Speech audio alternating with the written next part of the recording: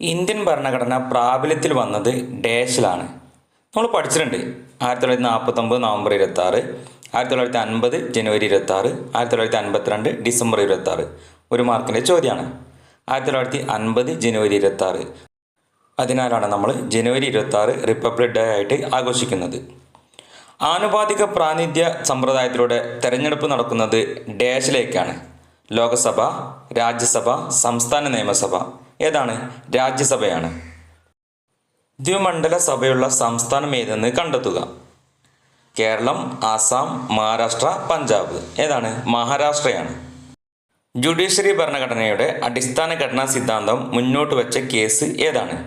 ഗോലഖ്നാഥ് case, Kesavananda Bharati case, Minerva mill case, Shah Bano case. ഏതാണ്? Kesavananda Bharati case. ഇതൊക്കെ നമ്മൾ പഠിച്ചിട്ടുള്ളതാണ്. അജ്ഞതയുടെ മൂടുപടം എന്ന ആശയം ആരുമായി ബന്ധപ്പെട്ടതാണ്? Karl Marx, J S. Mill, John Rawls, Plato. John Rawls. Chart പൂർത്തീകരിക്കുക.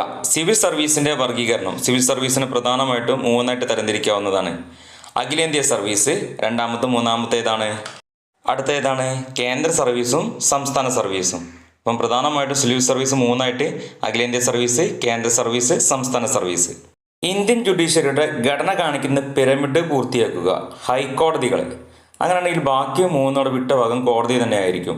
അപ്പം അത് ഏതൊക്കെയാണ്?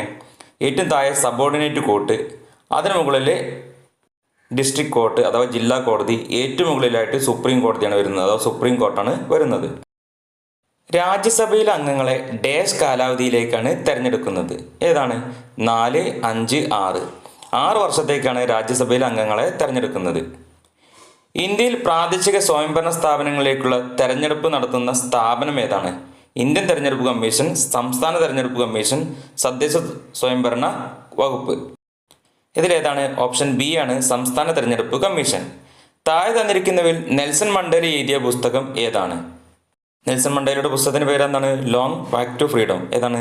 ഓപ്ഷൻ ബി, സ്വാതന്ത്ര്യത്തിലേക്കുള്ള ദീർഘനടത്തം. അജ്ഞതയുടെ മൂടുപടം എന്ന ആശയം അവതരിപ്പിച്ചത് നമ്മൾ നേരത്തെ പറഞ്ഞിട്ടുണ്ട്. ആൻസർ നിങ്ങൾ സ്വന്തമായിട്ട് കണ്ടെത്തുക. യുദ്ധത്തെ മഹത്വവൽക്കരിച്ച പ്രശസ്ത ജർമ്മൻ തത്വചിന്തകൻ ആരാണ്? Friedrich Nietzsche, Walter Benjamin, Immanuel Kant. Answer നമ്മൾ പഠിച്ചിട്ടുണ്ട്, ഫ്രീഡറിക് നീച്ച. UNDP-യുടെ പൂർണ്ണരൂപം? United nations development programme. UNDP-യുടെ പൂർണ്ണരൂപം. പട്ടിക പൂർത്തീകരിക്കുക. സിവിൽ സർവീസിൻ്റെ വർഗീകരണം. ഇത് നമ്മൾ നേരത്തെ പറഞ്ഞിട്ടുണ്ട്. പട്ടിക പൂർത്തീകരിക്കുക. ഇന്ത്യയുടെ സുപ്രീം കോടതിയുടെ അധികാരങ്ങൾ ഏതൊക്കെയാണ്? ഒന്നിവിടെ കൊടുത്തിട്ടുണ്ട്, ഉത്ഭവ അധികാരങ്ങൾ കൊടുത്തിട്ടുണ്ട്. ബാക്കി 2 ഏതാണ്? ഒന്നിവിടെ കൊടുത്തിട്ടുണ്ട്. രണ്ടാമത്തെ ഏതായിരിക്കും? അപ്പീൽ അധികാരം. മൂന്നാമത്തതോ? ഉപദേശ അധികാരം. അതുപോലെ മറ്റൊന്നും കൂടിയുണ്ട്, റിട്ട് അധികാരം എന്ന് പറയും. അപ്പം സുപ്രീം കോടതിയുടെ അധികാരങ്ങൾ പ്രധാനമായിട്ട് 4 ഉണ്ട്. ഉത്ഭവ അധികാരങ്ങൾ, ഉപദേശ അധികാരങ്ങൾ, അപ്പീൽ അധികാരങ്ങൾ, റിട്ട് അധികാരങ്ങൾ. കൃഷി, പ്രതിരോധം, വിദ്യാഭ്യാസം, ബാങ്കിങ്, ജയിൽ, വനം. ഇവ 3 ലിസ്റ്റിൽ തരംതിരിക്കാൻ വേണ്ടി പറഞ്ഞിട്ടുണ്ട്. കേന്ദ്ര ലിസ്റ്റ്, സംസ്ഥാന ലിസ്റ്റ്, ഉഭയവിഷയങ്ങൾ. അതായത് 2 കൂടി കൂടിയിട്ടുള്ളത്. കേന്ദ്ര ലിസ്റ്റ് എന്ന് പറഞ്ഞു കഴിഞ്ഞാൽ കേന്ദ്രത്തിനായിരിക്കും അധികാരം കൂടുതൽ. സംസ്ഥാന ലിസ്റ്റോ സംസ്ഥാനങ്ങൾക്കായിരിക്കും പ്രാധാന്യമുള്ളത്. ഉഭയവിഷയങ്ങൾ എന്ന് പറഞ്ഞു കഴിഞ്ഞാൽ കേന്ദ്രത്തിനും സംസ്ഥാനത്തിനും ഒരേപോലെ പ്രാധാന്യമുള്ളത്. അതായത് നമ്മൾ കൺകറന്റ് ലിസ്റ്റ് എന്നൊക്കെ പറയാറുണ്ട്. യൂണിയൻ ലിസ്റ്റ് അഥവാ കേന്ദ്ര ലിസ്റ്റ്, സംസ്ഥാന ലിസ്റ്റ്, കൺകറന്റ് ലിസ്റ്റ് അഥവാ ഉഭയ ലിസ്റ്റ് ഞാനിവിടെ കൊടുത്തിട്ടുണ്ട്. നിങ്ങൾ സ്വന്തമായിട്ട് ആൻസർ കണ്ടെത്താൻ വേണ്ടി ശ്രമിക്കുക. കാരണം ഇതിൽ നിന്ന് മറ്റുള്ളതൊക്കെ ചിലപ്പം ചോദിക്കാൻ സാധ്യതയുണ്ട്. ചേരുംപടി ചേർക്കുക. എയും ബിയും കൊടുത്തിട്ടുണ്ട്. എയിൽ കൊടുക്കുന്നത് കേവല ഭൂരിപക്ഷ വ്യവസ്ഥ, മൗലിക അവകാശങ്ങൾ, അർദ്ധ ഫെഡറേഷൻ, നിർദ്ദേശക തത്വങ്ങൾ. ബിയിൽ അമേരിക്ക, ബ്രിട്ടൻ, ഐറിഷ് അഥവാ അയർലൻഡ്, കാനഡ. ഇവിടെ നമ്മുടെ രാജ്യം അല്ലെങ്കിൽ നമ്മുടെ ഭരണഘടന വിവിധ രാജ്യങ്ങളിൽ നിന്ന് കടമെടുത്തുള്ള ആശയങ്ങളാണ്. ആശയങ്ങളും കൊടുത്തിട്ടുണ്ട്, രാജ്യങ്ങളും കൊടുത്തിട്ടുണ്ട്. അവ തമ്മിൽ ബന്ധിപ്പിക്കാൻ അഥവാ ചേരുംപടി ചേർക്കാനാണ് പറഞ്ഞിട്ടുള്ളത്. ഓരോ രാജ്യത്തു നിന്ന് കടമെടുത്ത ആശയങ്ങൾ ഞാനിവിടെ ടേബിളാക്കി കൊടുത്തിട്ടുണ്ട്. നിങ്ങൾ ഇതിൽ നിന്ന് ആൻസർ കണ്ടെത്താൻ വേണ്ടി ശ്രമിക്കുക. ചിലപ്പം ഇതിൽ നിന്ന് മറ്റു രീതിയിലായിരിക്കും ചിലപ്പം ചോദിക്കാൻ സാധ്യതയുള്ളത്. സ്വതന്ത്ര ഇന്ത്യയിലെ ആദ്യ മുഖ്യ തെരഞ്ഞെടുപ്പ് കമ്മീഷണറുടെ പേര് എഴുതുക. സുനിൽ അറോറ, സുകുമാർ സെൻ, സുശീൽ ചന്ദ്ര. ആരാണ്? സുകുമാർ സെൻ. നമ്മൾ ഒരുപാട് ക്ലാസ്സിൽ പഠിച്ചിട്ടുള്ളതാണ്. ഭരണഘടനയുടെ ഡാഷ് ഭാഗത്താണ് മൗലിക അവകാശങ്ങൾ ഉൾപ്പെടുത്തിയിരിക്കുന്നത്. ഏത് ഭാഗത്താണ്? ഏതിലാണ്? ഭാഗം 3 അഥവാ പാർട്ട് 3 ഉൾപ്പെടുത്തിയിട്ടുള്ളത്.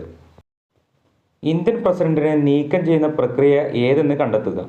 Impeachment, quorum, gerrymandering. ഏതാണ് ഇംപീച്ച്മെൻറ്റ്? നമ്മൾ പഠിച്ചിട്ടുള്ളതാണ്. ആൾ ഇന്ത്യ സർവീസിന് ഉദാഹരണമാണ് Indian administrative service, Indian foreign service, Indian revenue service. Indian administrative service നമ്മൾ IAS എന്നൊക്കെ കേട്ടിട്ടുണ്ടായിരിക്കും. Indian administrative service. അടിസ്ഥാന ഘടന എന്ന സിദ്ധാന്തം ജുഡീഷ്യറി മുന്നോട്ട് വെച്ച കേസ് ഏത്? Golaknath case, Kesavananda Bharati case, Minerva Mill case. ഏതാണ് കേശവാനന്ദ ഭാരതി കേസ്? നമ്മൾ നേരത്തെ പറഞ്ഞിട്ടുണ്ട്. നഗരഭരണ സ്ഥാപനങ്ങളായ നഗരപാലിക ബന്ധപ്പെട്ട ഭരണഘടനാ ഭേദഗതി ഏതാണ്? 44-ാം ഭരണഘടനാ ഭേദഗതി, 73, 74. ഏതാണ് ആൻസർ? 74-ാം ഭരണഘടനാ ഭേദഗതി. ചുവടെ നൽകിയിരിക്കുന്ന അവകാശങ്ങൾ തിരിച്ചറിഞ്ഞ് അവയെ ശരിയായ കോളങ്ങളിൽ എഴുതുക. ജീവിക്കാനുള്ള അവകാശം, വോട്ട് ചെയ്യാനുള്ള അവകാശം, ജോലി ചെയ്യാനുള്ള അവകാശം, ശരിയായ വേതനം ലഭിക്കാനുള്ള അവകാശം, സ്വത്തവകാശം, തെരഞ്ഞെടുപ്പിൽ മത്സരിക്കാനുള്ള അവകാശം, രാഷ്ട്രീയ അവകാശം, സാമ്പത്തിക അവകാശം, പൗരാവകാശം. ആദ്യം രാഷ്ട്രീയ അവകാശത്തിൽ നോക്കാം. ഏതായിരിക്കും രാഷ്ട്രീയ അവകാശവുമായി ബന്ധപ്പെട്ടത്? വോട്ട് ചെയ്യാനുള്ള അവകാശം, അത് രാഷ്ട്രീയ അവകാശമാണ്. അതുപോലെ തന്നെ തെരഞ്ഞെടുപ്പിൽ മത്സരിക്കാനുള്ള അവകാശം, ഇതും രാഷ്ട്രീയ അധികാരമാണ്, അല്ലെങ്കിൽ രാഷ്ട്രീയ അവകാശമാണ്. അടുത്തത് സാമ്പത്തിക അവകാശം. ഏതായിരിക്കും? ജോലി ചെയ്യാനുള്ള അവകാശം ഉണ്ടായിരിക്കും. ശരിയായ വേതനം ലഭിക്കാനുള്ള അവകാശം ഉണ്ടായിരിക്കും. ഇത് രണ്ടും ഇതിലാണ് ഉൾപ്പെടുക, സാമ്പത്തിക അവകാശത്തിലാണ്. മൂന്നാമത്തെ പൗരാവകാശം. ഇനി ബാക്കിയുള്ള രണ്ടെണ്ണം ഏതാണ്? ജീവിക്കാനുള്ള അവകാശം പൗരാവകാശമാണ്. അതുപോലെ സ്വത്തവകാശം ഏതാക്കി മാറ്റിയിട്ടുണ്ട്?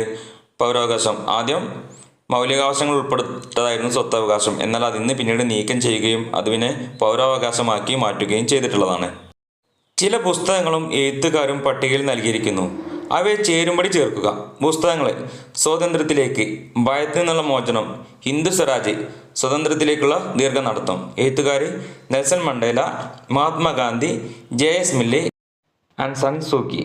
ഇതിലൊന്ന് നമ്മൾ നേരത്തെ പറഞ്ഞിട്ടുണ്ട്, സ്വാതന്ത്ര്യത്തിലേക്കുള്ള ദീർഘനടത്തം. ആരാണ്? നെൽസൺ മണ്ടേല. അതുപോലെ ഹിന്ദു സ്വരാജ് നമ്മളിപ്പോൾ കേട്ടിട്ടുണ്ടായിരിക്കും.